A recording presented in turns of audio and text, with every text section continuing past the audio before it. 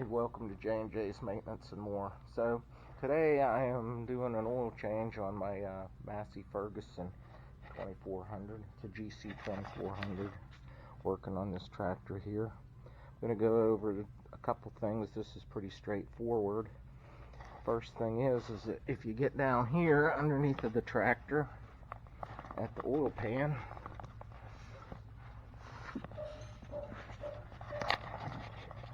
right here's the oil drain plug. I know it's a little dark down here, but it's pretty straightforward. I try to maybe get some light so you can see it better.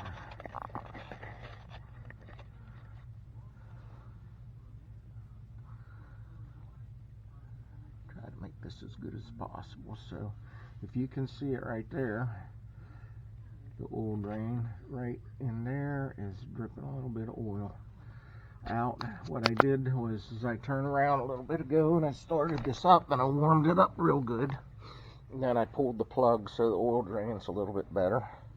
So that's being done. Then what I'm going to do is I'm going to take this filter right here, this oil filter, engine oil filter. I'm going to spin it off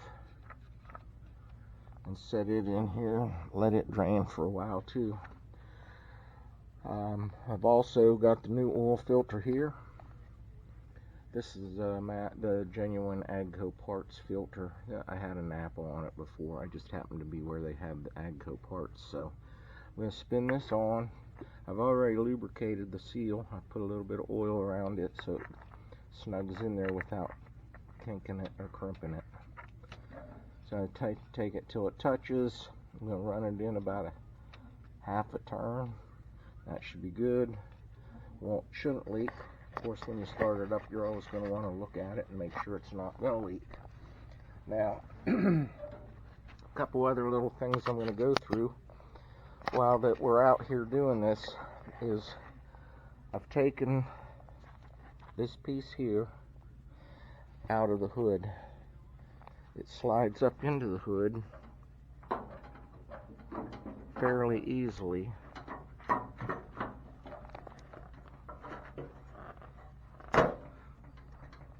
Like so. So it goes up in there, helps keep a bunch of trash and debris out of the engine compartment. There's a couple of screws that go up in here, wing nut type screws. I'll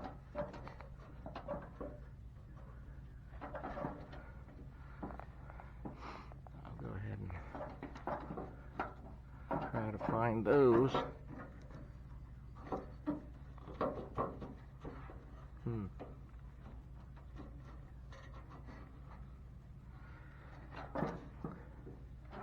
I have to figure out where those are.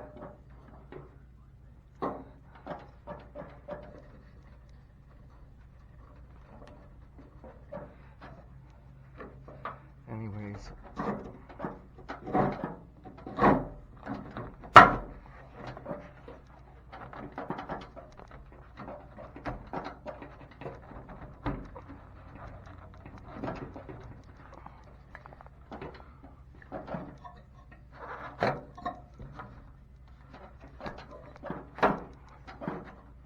There we go. Get that positioned properly right there, and then we'll put these wing nuts in here,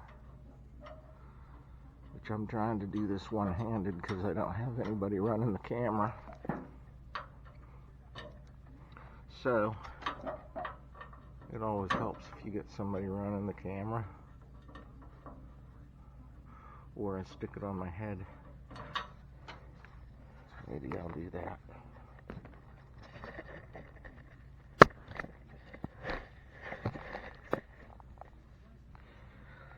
Stick that on my head so I got two hands to work with here.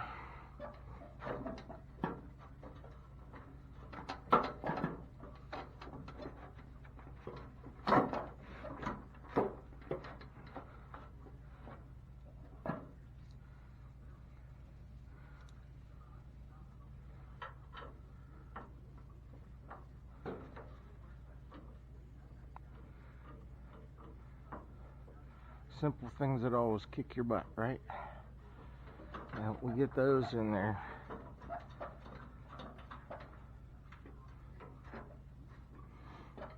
tighten them up. I don't ever try to over tighten them. I just put them in finger tight, and I've never had an issue with them falling out. So I mean, I tighten them as tight as I can with my hands, but I don't put a wrench, pliers, or anything like that on them. We'll spin that together.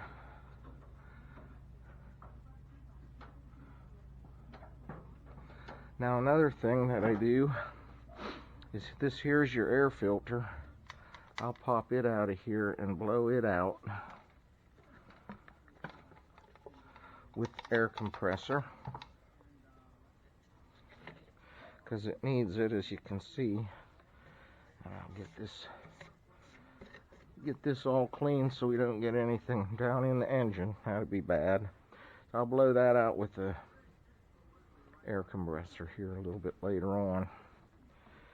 One thing I wanted to point out, because this is pretty straightforward, but a lot of people don't realize that there's a little screen right here. And this screen catches a bunch of dirt and debris before that it gets into your radiator. So I'm just going to take it over here. I'll blow out my shop here a little bit, and I'll blow out this stuff in that tractor. So that's always a good thing to keep clean, helps keep the tractor from overheating. If this screen in here gets plugged up, or this screen starts to get plugged up, you'll start seeing the tractor run hot. And it's a diesel, and they don't like to run hot. It's not good for them to run hot. So down in here, there's a bunch of dirt and debris. I'll pull some of this out by hand. Just throw it down here for now. And then I'll get a vacuum cleaner here, and I'll suck the rest of that out. Once it's all sucked out, I'll put this back down in here. I don't want to do that right yet, just because of the fact that I need to get the rest of that stuff out of there. So anyways, takes 2.7 quarts is what it says. I'll put 2.7 quarts in it. I'll start it up, run it a little bit. I'll pull the dipstick out and check it, and add a little bit at a time until it's on the full mark. If you come over here, here's your dipstick. So these are just a few general things that I do to try to make it last as long as possible. I have another video out there where I've changed the transmission oil and filter in it. If you're interested, please take a look at it. And thanks for watching. If this helps you out, please like it and share it. Subscribe to my channel. We do all kinds of things on this channel. It's maintenance, repair. I've done outdoor stuff, hunting stuff, things like that. So, hope this helps a few people out, and y'all have a great day.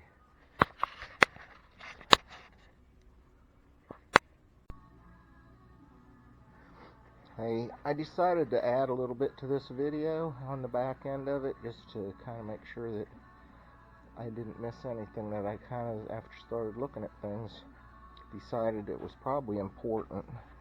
So I did finish getting this cleaned out down in here. But on this air filter, when you put the end back on it, there's a little rubber boot. You want to make sure that you follow the directions here. It has up. That boot's a drain, so you definitely want it down. Once that's all done, you're going to want to take and, once you're cleaned out down here, you want to put your screen back down in here. You're going to want to put your air inlet back down in there and push it down in here, like so. And then you have this strap to hold your air filter in place. Go in here like so. I'll stretch it down here, and everything should be good to go. I thought this drain was important. Getting this cleaned is good. I've also went down here. If you can see, I've got the oil drain plugged back in it. I wanted to show you where the oil fill was. The oil fill's right up here on this little 3-cylinder in the middle of the valve cover. And then I've went ahead and filled it up, ran it a little bit, made sure I had no leaks, and pull this out.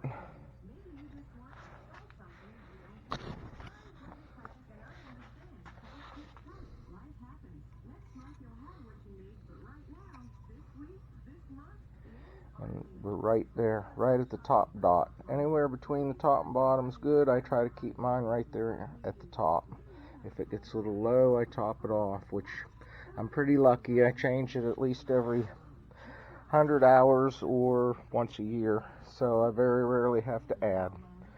So again, if you find this helpful, please subscribe to the channel, like it, share it, and comment on it if you'd like. I'll answer any questions if you'd like me to. But again, have a great day.